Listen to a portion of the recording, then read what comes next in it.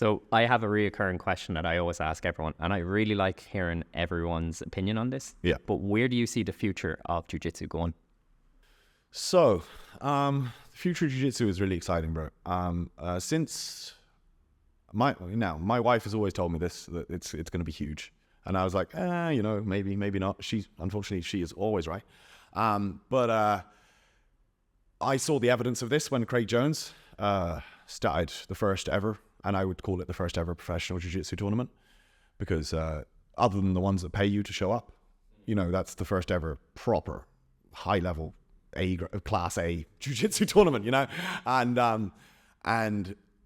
I think that is the future of jiu-jitsu. I think a lot more people are going to be getting into it as time goes on, and then eventually I think what's going to happen is influencers are going to start getting into it, and then hopefully, come on Jake, hopefully they start settling their disputes in jiu-jitsu matches, and then we'll all be making tons of money.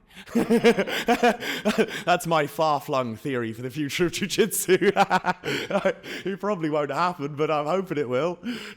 I hear Jake's an NCAA wrestler in some way, isn't he? Yeah, it'd be so satisfying. Heel hook him. Or toe hold. Yeah, toe hold. He would. To be honest, I have massive respect for the dude because he revitalized boxing.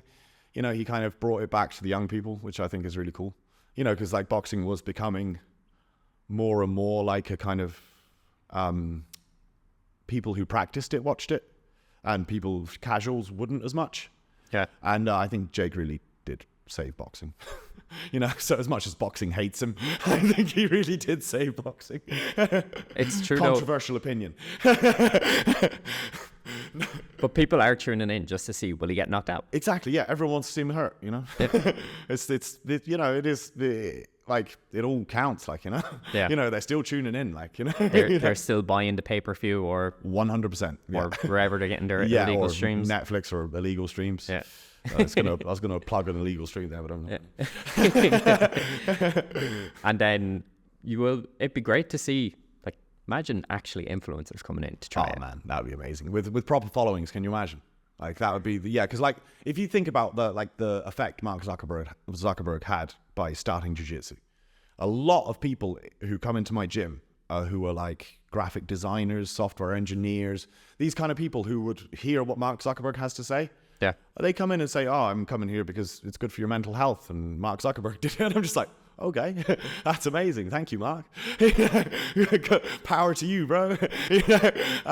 So yeah, I think the more famous people who start doing it, the more it's going to get a massive, massive audience, because and they say, it's not a very good spectator sport. My argument would be there's only one good spectator sport on earth, and that's MMA.